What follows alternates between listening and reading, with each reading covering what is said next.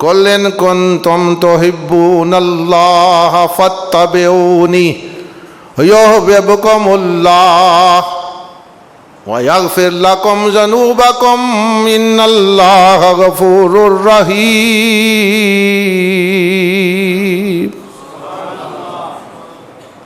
وفا کس طرح کرنی ہے؟ وفا کا طریقہ بتا دوں۔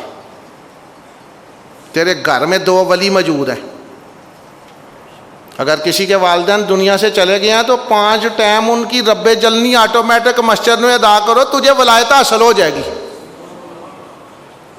لیکن ہمیں ولایت نہیں چاہیے، ہمیں صرف پیسے چاہیے، ہاں بیٹی کیوں، ہاں ماں کیوں، ہاں بھائی کیوں، ہاں بھتیجے کیوں، ہاں ہمسائے کیوں۔ 25 سال پہلے، کافی چہرے بیٹھے ہیں، 25 سال پہلے ہمارے سیالکوٹ میں ٹینشن نام کی کوئی چیز نہیں تھی۔ 25-30 سال پہلے ہمارے سیالکوٹ میں ٹینشن اور گیس کوئی چیز نہیں تھی۔ ہر بندہ، مجھے ذرا معدے کی پرابلم ہے نا، وہ بھائی تجھے معدے کی پرابلم ہے، شوگر کی دوائی کہاں سے لی جا رہی ہے؟ رشوت کے پیسوں سے۔ بچے کی بیماری کی دوائی کہاں سے لی جا رہی ہے؟ لوگوں کے پیسے چھین کے، دھوکے کے پیسے سے۔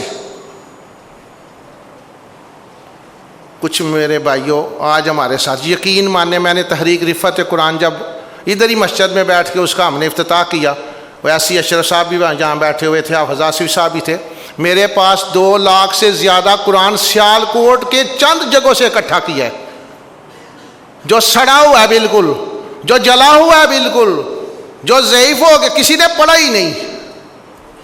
پچھلے دنوں مجھے ایک بندے نے واقعہ سنایا، میں نے کہا یار یہ تو ہمارے ساتھ ہوا تھا۔ مولوی صاحب کو کہا جی پچھلے سال جڑا تیرے ابے تے آیا سی نا ختم تے مولوی انہوں بلا۔ اس نے کہا جی ہم نے نہیں اس کو بلانا۔ اس نے کہا کیوں، کیا وجہ ہوئی ہے؟ کہنے لگا وہ تمہارے پیسے اٹھا کے لے گیا تھا۔ بھئی وہ پیسے وہ تو نہیں اٹھانے والا، یعنی کہ میرے پاس بڑے لوگ ہیں، کوئی بندہ ہمیں کہ جی یہ سلمان بیٹھا یہ پیسے کسی کے، میں نے کہا نہ بھائی تو اور بات کر، یہ نہیں کر سکتا۔ یہ بچہ تو وہ ہے جہاں میں اسے کہتا ہوں رک جا، جہاں کہتا ہوں چل پڑتا ہے، یہ نہیں ہو سکتا کہ یہ کسی کے پیسے اٹھ۔ کہنے لگا نہیں جی ساڑھے نال واقعہ ہویا، ساڑھے گھروں چوک کے لے گیا۔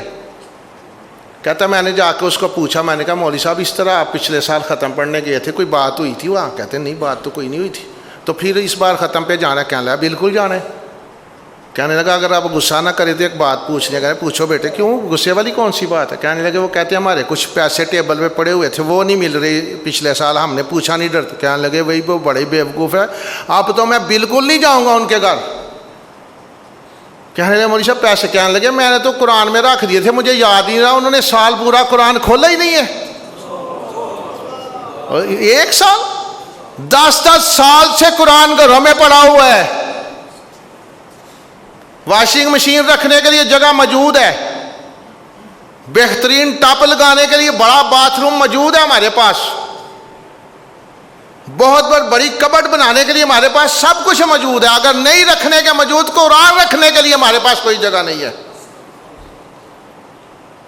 تو یہ جو اس کے رکوع بنے ہوئے ہیں نا 7 منزلیں، بھلا کیوں؟ آج بتاؤں بات میں، میرا خیال ہے آپ نے کبھی کسی مولوی کے منہ سے سنی نہیں ہوگی۔ 7 منزلیں کیوں ہیں قرآن پاک کی؟ کہ 1 منزل کم از کم روز پڑھو تو یہ آسانی ہو جائے گی۔ 7 منزلیں کہاں، 7 آیتیں نہیں کسی کو آتی۔ کچھ باتیں کرتا ہوں برکت کے لیے، ان لوگوں کی ہم باتیں اس لیے سناتے ہیں کہ ہمارے عمل تو پورے نہیں ہیں، ہو سکتا ہے ان کی دعاؤں سے کچھ بن جائے، ہماری ان کی جو نسبت ہے شاید اس سے بچ جائیں۔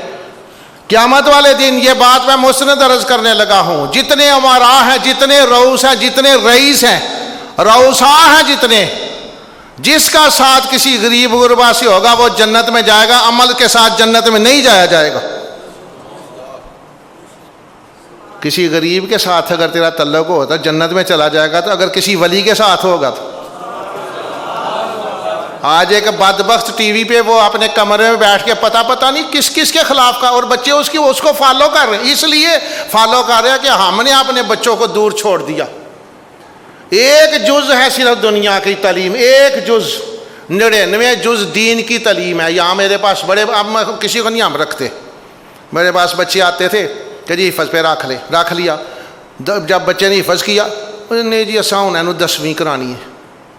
میں نے کہنا میرے بھائی وہ 10ویں تو اس کی پہلی تھی، آمین جی منڈے دی آمین کروانی، ساتھ ہی اس کو 10ویں تو ایک جز تھا۔ ہم جتنے لوگ بیٹھے میٹرک میں سے کس نے میٹرک کا فائدہ دیا؟ کس کو؟ 1% لوگ میٹرک سے فائدہ اٹھا رہے ہیں۔ یہ پٹھان ہمارے ملک میں، افغانستان سے ہمارے ملک کی یہ قوم ہے، بڑی قومیت ہے تگڑی، انہوں نے کبھی کسی بیٹی کو نہیں کہا کہ جی اسے داخل کرا دے۔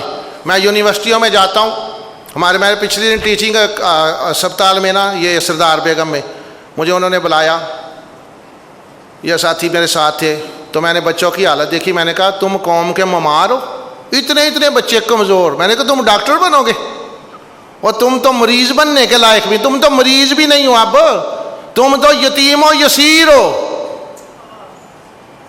آکسیجن کی کمی ہے، صبح تو لینی نہیں آکسیجن، آج وعدہ کر لے، مجھ سے نہ کرنا، اللہ سے وعدہ کر لے کہ فجر قضا نہیں ہوگی، ظہر ہماری مسجد میں ہوگی، عصر مسجد میں ہوگی، سنتے ہم نہیں چھوڑیں گے، ہر چیز ہم ہڑپ کرنے کو تیار ہیں، سنتے چھوڑ دیتے ہیں، نفل چھوڑ دیتے ہیں، ہم سنتے نہیں چھوڑیں گے۔ ہم مغرب ضرور کہتے ہیں، مغرب تیری ہوئی تقلید مغرب میں قضا، یہ میں نے سنا تھا، اب دیکھا ہے، اور عشائیں عیش کے پردوں میں پنہاں ہو گئی۔ میں نے پوچھا ایک بات، 3-4 بچیاں آئیں، میں نے کہا پتر نماز پڑھ جی، اسی پڑھنے ہیں نماز، میں نے کہا اچھا جی، میں نے کہا کتنی رکعتیں ہیں؟ میں باوضو نبی علیہ الصلوۃ والسلام کے ممبر پہ بیٹھا ہوں مسجد میں، میں نے کہا کتنی؟ کہتی ہے 12 رکعتیں ہیں عشاء کی، ایف اے کی اسٹوڈنٹ تھی۔ آپ بڑے خوش قسمت ہیں کہ مسجد کا ساتھ ہے، لیکن اس ساتھ کو بڑھائیں۔ آج عصر کی نماز عید والے دن مساجد کہتی ہے کہ بد دعائیں دیتی ہے، مسجد ویران ہے عید والے دن، صبح بہت ازدحام ہے مساجد میں۔ اسی طرح جمعہ بڑی لوگ دور تک لین ہے، میرے بھائی عصر کے وقت یہ لوگ کہاں چلے جاتے ہیں؟